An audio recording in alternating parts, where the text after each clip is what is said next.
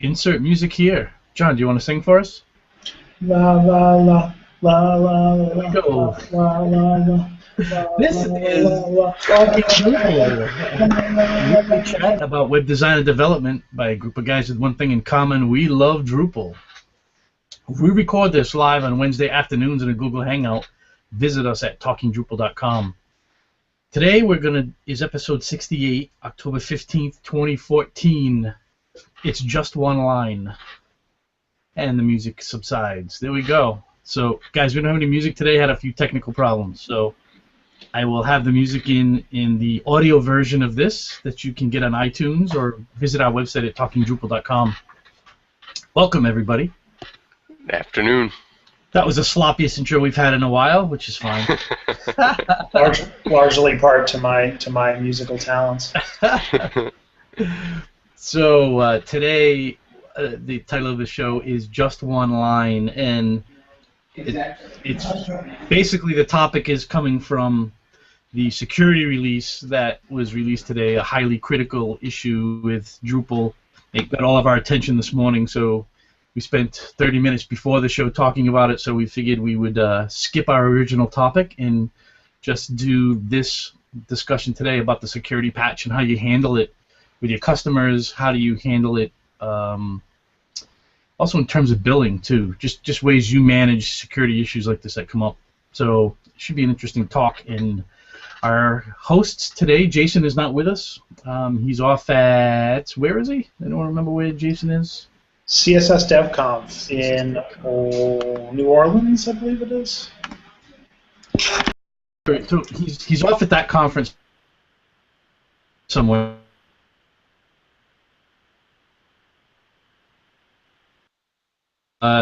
Good afternoon, everybody on the interwebs. And we see that you're actually at your office today and not at home like you usually do on a Wednesday. Why is that? I am.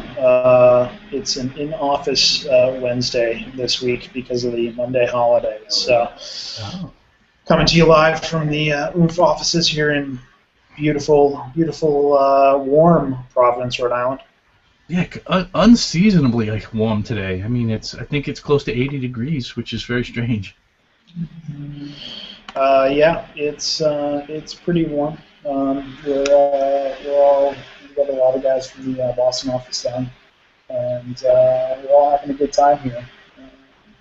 I wanted to share we have a habit of putting like dad jokes, quote unquote dad jokes, in our internal chat room.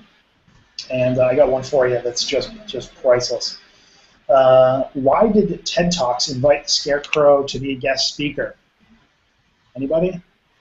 Because he was outstanding in his field. That's pretty good. That's a good one, John. So I can see you guys over there, Oomph, are very productive today. Well, we are productive. We try to keep it light. We try to keep it light here. Try not to let the work get the better of us. So. Right, and joining us also we have Nick Laughlin from Enlightened Design. How you doing? Swim up here in Worcester as well, and I think that today's topic is a good one, a timely one. I mean, it's definitely something. Security is very important, and it's always interesting how different companies handle, what their policies are for keeping up to date. So I'm interested to hear how you guys handle it, because I think it's a little bit different. Why don't you give us an overview of what the security patch that came out today? What is it about? So a security auditing company discovered that there is a remote vulnerability in the Drupal database connection API that allows people to perform SQL injection, which means that they can change permissions and access and execute arbitrary code on your website. Because of that, it's highly critical. It means there's no known exploits using this security vulnerability right now, but due to the nature of how security works, there soon probably will be, so it's important to update your site in order to protect against it. So for the bad guys out there that didn't know about this, they now know about it. Exactly. Exactly. Yep.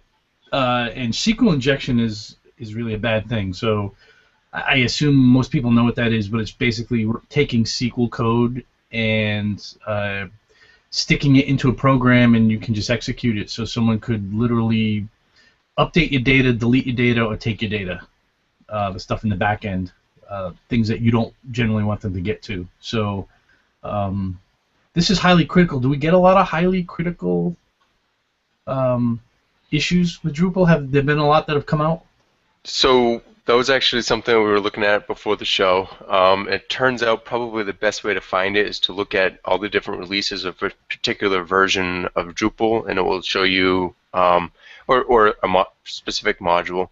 Um, in my experience, it's fairly often, but many times, even though they're highly critical, they're mitigated by a specific, permission. So a few months ago there was a highly critical release, but it was mitigated by the fact that a user had to have like administer taxonomy permissions.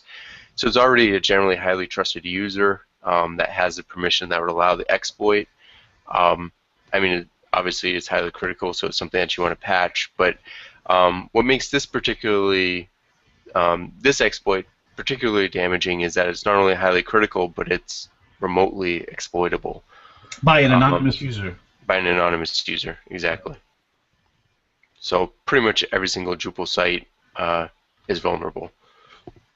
And the interesting thing about this, if you take a look at the patch and why we titled the show that we did the way we did, is that it's literally probably 25 characters. You're changing one line in one piece of code. So it is easy to make this fix, and there's a lot of different directions you could take. Like you could upgrade to, what is it, 732? Yep. I think it's, upgrading to 732 would take care of the problem, or you could just go in and apply the patch. You could literally just open up that, I think it was a .inc file, an include file. Database.inc. Yeah, and you could literally just open up that file and make the quick change yourself too if you needed to. And I think all those options are valid depending on what your situation is. Yeah, I think that actually brings up a really important point, because typically it's very bad form and very frowned upon to hack core.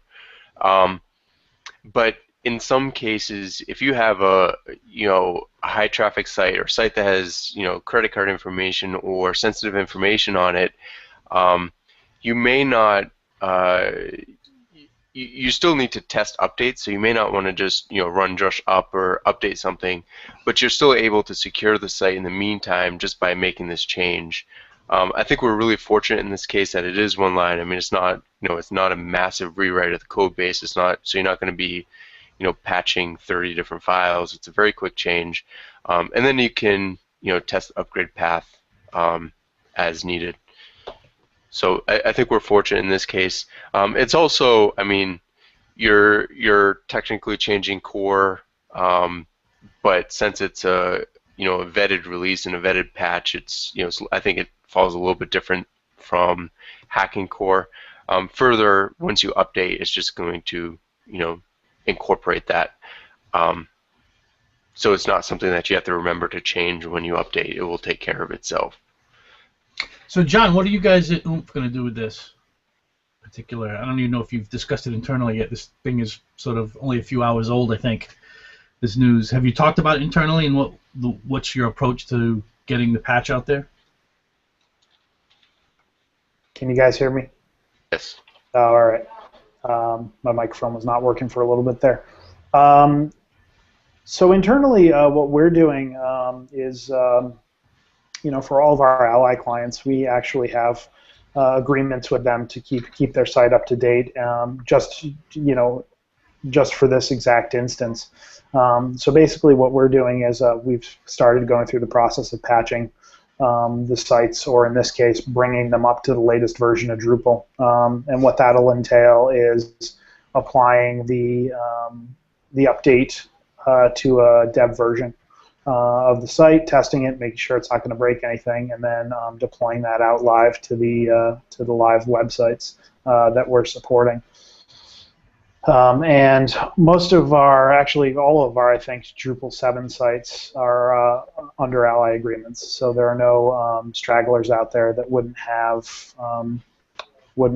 this agreement in place with us to support their sites in this way.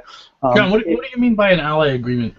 So Ally is actually Oomph's support and maintenance program. Basically, what that is a agreement between us and our clients that we're going to support them for X amount of hours a month, and you can get different buckets. And then basically that covers site updates, module updates, core updates like this one, security patches and whatnot. So basically every month we're going through and we're doing module updates and security updates as they come up. And then as far as clients that aren't under any sort of agreement with us or any sort of ally agreement, we would just reach out to them and say, hey, we want you to be aware of this, and then leave it up to them as to whether they're going to come back and say yes, we need to patch this, or no, we're just going to hold off because we don't want to. Most of the time, we do take we definitely are very proactive in informing our clients about security things like this, especially to Nick's point earlier. It is a vulnerability, and prior there hasn't been an exploit written for it, but now that it's kind of public knowledge, there is definitely going to be somebody out there that's going to try to exploit it. So. Yeah, so I'm actually curious about a couple things with that. What's the turnaround agreement for the Allied program? Is it just, within 30 days you'll run security updates, or is it, for something like this within 2 days, 3 days, a week? What happens if somebody's hit their Allied agreement limit and then something like this comes out? Does it just roll over to the next month, or are those kind of on a case-by-case basis? Usually we plan out maintenance to coincide with the release of security updates like this. So there's always, they are usually the first Wednesday of the month. So we always make sure that we're not doing updates before then to catch the security releases that may come out. And we fix them as quickly as possible. We would never let it go 30 days, especially for something like this. It's a big security risk. So we definitely want to take care of it as soon as possible. As far as what if they're out of hours? That's for something like this, it's usually pretty quick turnaround time on it. And what we can do is either work with them to say, okay, we'll roll it into next month, or more likely we'll just hit you with an overage for this instance. Most of the time, that's fine. It's really case by case. The key is getting to it as quickly as possible and informing the client as quickly as possible. So, I guess the next question then is how do you and maybe I can answer this before you answer, but how do you keep up to date on security updates, both for Drupal and contrib modules? There is actually a news feed that you can get on, mailing list basically, that emails you every time there's a security update, whether it's core or contrib. So we keep up on those, making sure that if there's a module that I know we use very frequently in that list, and it's a security update that we definitely go in and make those updates. And the plus side is that we're doing it every month, so we're looking at that and being able to say, from month to month, usually there aren't that many security updates for like really core modules. So we're not seeing a lot of security updates for a site where there are like 6 security updates. It's usually 1 or 2, and usually we're jumping on those pretty quick because we're looking at the site every month for those sorts of things. So for an issue that comes up like this, because this one it feels more important than some of them that have come out in the past. You know, they come out on a regular basis, and it's funny because I actually saw some stuff come through my news feed last week. Yeah. It said there's going to be a security patch next week. Like, Yeah, it was they in the definitely. works, and I don't usually see that, so it was like tipping me off that something was going on. Yeah, they definitely primed us this time. Usually they announce a window, which is like, hey, we might be releasing one, and sometimes they do, sometimes they don't. This time they said, yeah, there's a On the security release 15th, coming. yeah. Yeah, and maybe I don't think it actually affects Drupal 6. It affects Drupal 7 and Drupal 8, although Drupal 8 hasn't been patched yet. So, I mean, and the other thing is, I think twice, maybe 3 times in the history of Drupal 7, there's been a critical release that's affected, pretty much everybody. There was one a couple months ago that there was a DDoS vulnerability with XML RPC, I believe, and then about half a year ago or so, there was an issue with being able to upload files, and I think that was 7.2.4 when you had to update the htaccess files. So, it's not very common that something this big comes out, but as mentioned, it's critical that you take care of it. So. Nick, you sound like you had another question there. I felt like I was cutting you off. Oh, yeah, no, that's I guess to answer the question that I had posed, the way I generally keep up with security releases, there's a security Twitter account for Drupal, and they always release the security advisories there, the SA and contributing core. The Twitter handle is Drupal Security. I find it really helpful. We'll post a link into the show notes there as well. That's also another great way to find these security releases or to stay up on security releases is social media and news outlets. Just today, actually, I got a push notification on my phone that Google found a flaw in SSL 3.0. And if you read more about it, I believe it's called Poodle, which is an interesting name for a security flaw.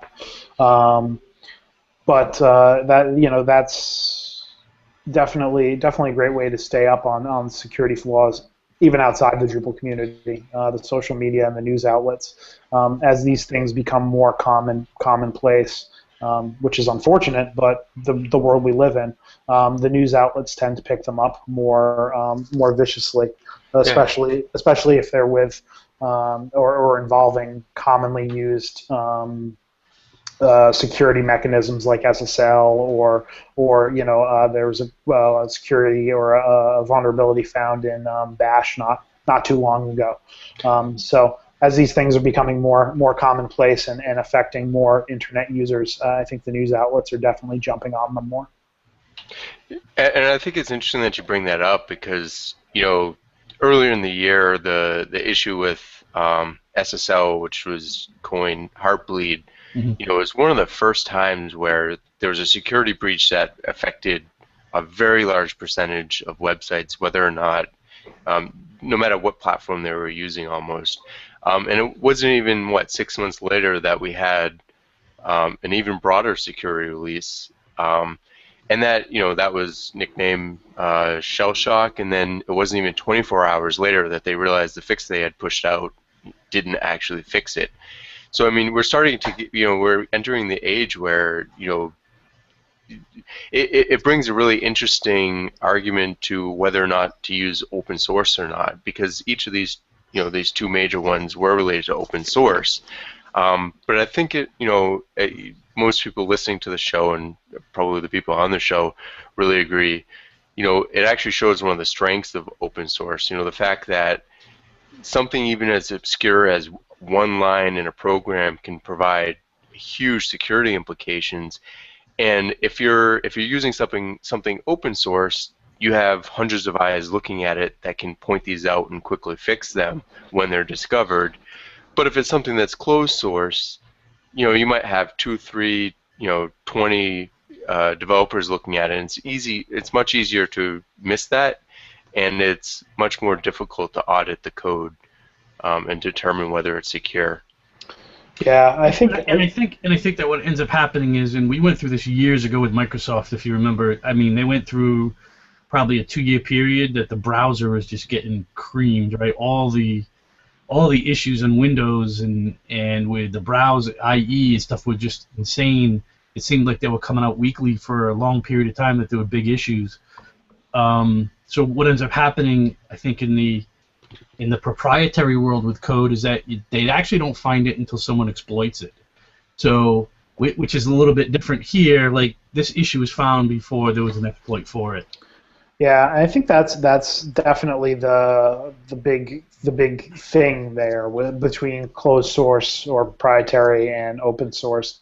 You're seeing a lot of software being put out, and it either having bugs in it or people finding exploits. Steve brought up Microsoft.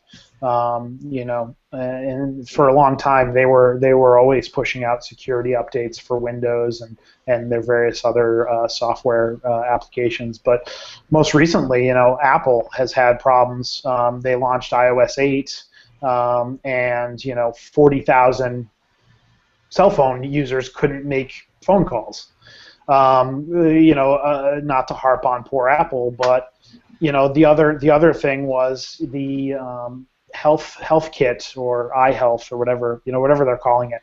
There were major issues with that, so bad that they had to actually pull it and rejigger it and then re-release it, and they only re-released it a couple of weeks ago. So I think it's not so much open source versus closed source or proprietary. I think it really comes back to coding standards and QAing and debugging. And I think that the open source community has better mechanisms for that and more eyes on it to be able to come to these problems faster and develop solutions for them quicker. I think where it comes to the proprietary software, you have a team and their goal is to get this thing out as quickly as humanly possible, because the company that they work for is depending on it. You look at how this applies to something like Drupal 8, right? Everybody's chomping at the bit for a full release of Drupal 8, and we finally got a beta last week or the week before. And everybody's very excited about it, but now that's got to go through another round of bug fixes and people looking over the code to make sure that it's going to work appropriately. And that's that process may happen in a proprietary software shop, but it's happening on a much smaller scale, I feel, and I think that's what's causing these issues. In the end, it doesn't matter what you do. There's going to be issues with software, including security problems. There's no perfect. We all know there's no perfect software ever. It doesn't exist. And the interesting thing, we have a lot of customers that are large corporations, and they often have policies about not using open source code for systems that have sensitive information in it. And I've often wondered why that is, and I think I've always come to the conclusion that they have no one to yell at or no one to sue if something really goes bad, and in an open source world there's no one to really point the finger at or work with or blame, but with a proprietary solution you have that option. And Steve, don't you feel that that impression or that result is lessening? I know a lot of the clients that we deal with are perfectly fine working with WordPress and Drupal. It matters. I think it matters on the content and what the system is supposed to do. Things that are, my experience, even still today, systems that are tying into back-end financial systems or have sensitive data. I still think I know for a fact there's still issues with using open source for many of the people we deal with. But having different portals or different department level websites or things like that, that's a different story. and I think people are getting more comfortable with open source tools. But yeah, I still think it's open source is a general problem for security teams for whatever It's reason. interesting. Okay. I want to follow up a little bit on the monthly, the way to handle this with customers. So, do you guys proactively communicate with your customers when you do updates, regardless of whether they're high level issues or low level issues? Is there a communication process in place that said, hey, by the way, these are the patches we made to your website over the last few days. This is why we did it, and this is the result. Or do you just sort of just do them? For me, it really depends on the clients. I mean, typically,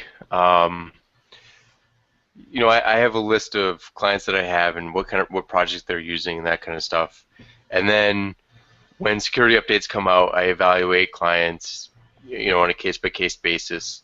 Generally, like I said, a lot of my clients are smaller and they just have one account, which is the site administrator, which can update content. So many of the security vulnerabilities that come out don't affect, you know, the majority of my clients. Mm-hmm.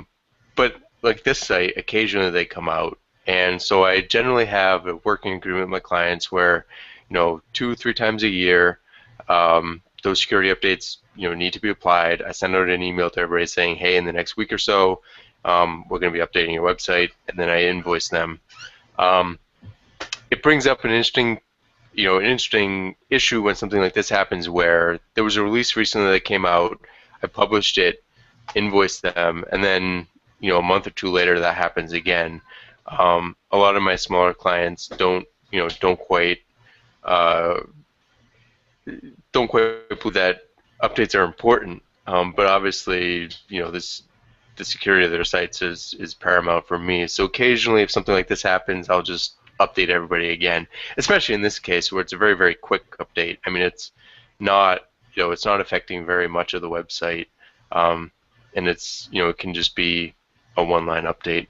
And then I have a few clients that are much bigger, and, you know, much higher traffic, and, you know, even if there's a minor security update for, you know, secure module, if they're using it, they get that applied. But the agreement with them is, you know, it's just, you know, straight work.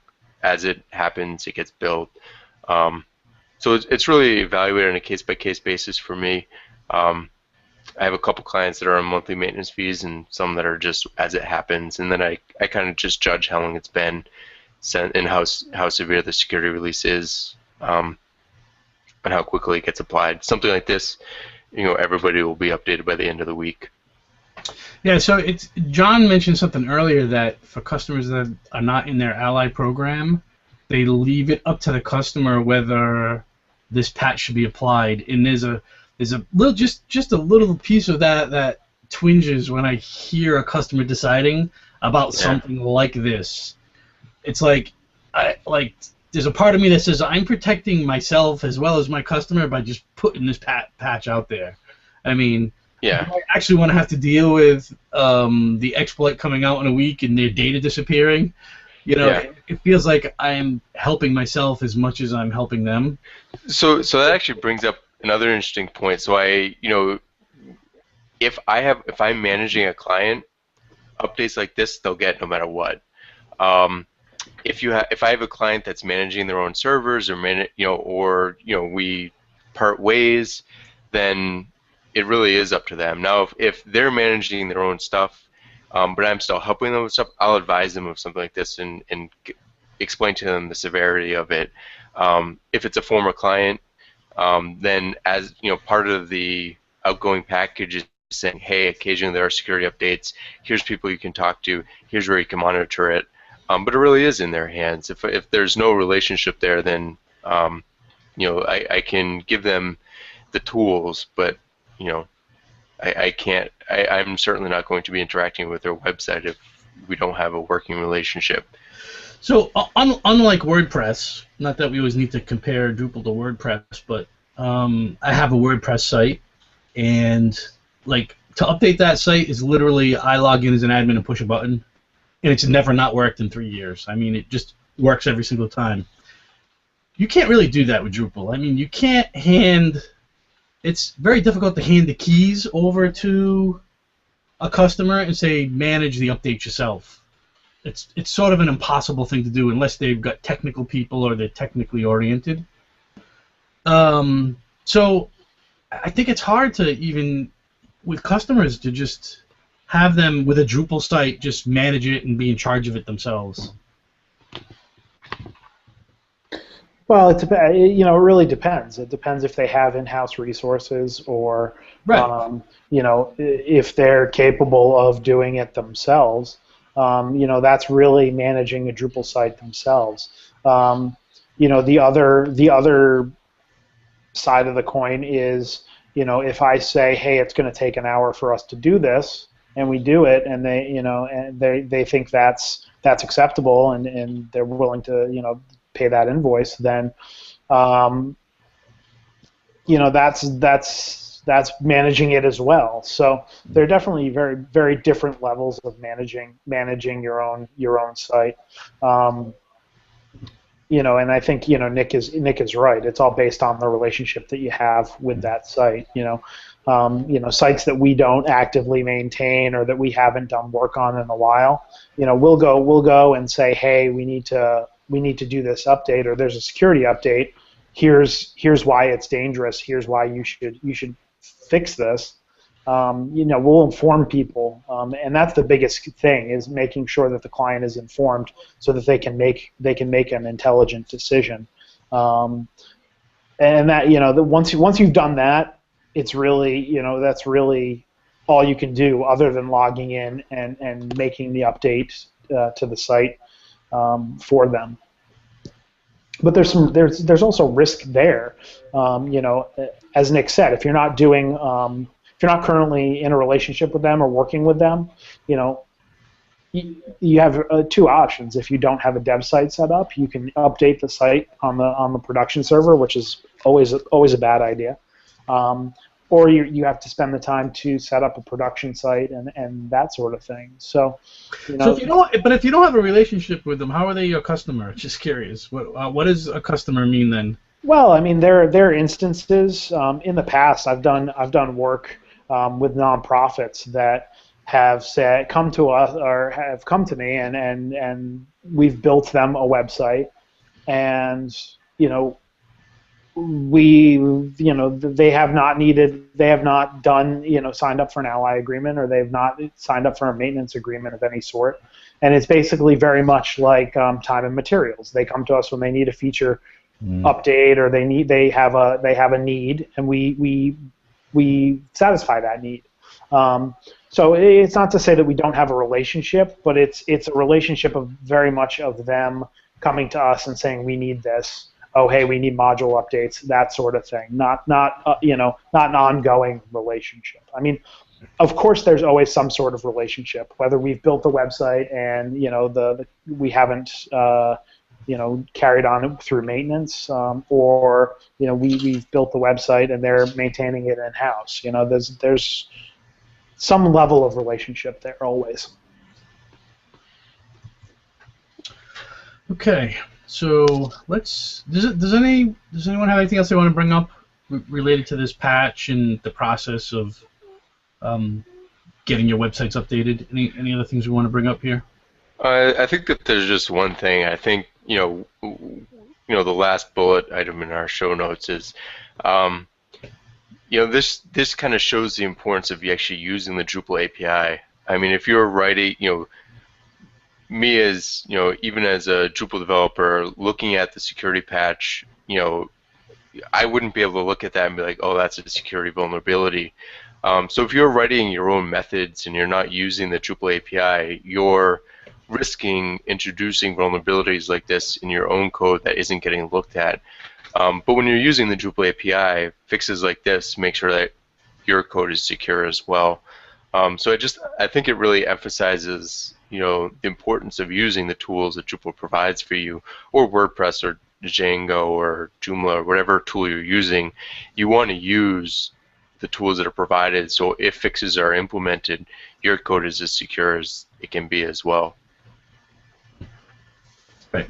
And I think we've actually stuck on our agenda, or I did anyway, for a future show to talk a little bit about writing secure PHP code in Drupal. And maybe we get someone else involved in a show like that with us that's been doing a module, maybe a module developer that's been doing this a while that could give some insight. So anyway, let's move on to our module of the week, which is conditional fields. So conditional fields is a module I've been aware of for quite a while, but never actually used until recently.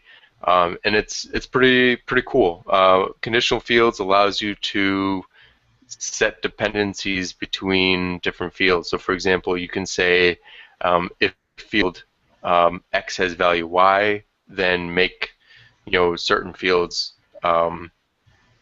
required. So for example, if you have a user, you might have a field that asks whether the user is employed or not, and if they say they are employed, then suddenly a list of questions about the employer's phone number, the employer's address show up and are required. But if they're not employed, it doesn't show them. It can be used on it's integrated with the Entity API, so you can use it on users, nodes, I believe taxonomies, and it's a pretty nice user interface. You can hide fields, make them required, make them visible, but it's pretty straightforward. Since we're talking about security today, this is still an alpha, so it's marked as an alpha release. Is that, if it's an alpha release, Nick, is the security team addressing issues that come up with this module or not? I don't believe so. I couldn't remember if I was. I know. Yes, I think alpha is. I think dev is not. Dev is not, right? Okay. Yeah. Dev definitely isn't. I thought they were only looking at full releases. I was not aware they were looking at betas, alphas, and release candidates. I think they do. It's good for us to know that. But this is another one of those examples, and we always bring it up. I mean, there's 20,000 people or 20,000 sites using this, and yet it's still sitting in an alpha. It doesn't make a lot of sense, right? Yeah. We can never explain that. Maybe someone can explain that to us someday. It's an ongoing frustration. Yes, it is. Okay.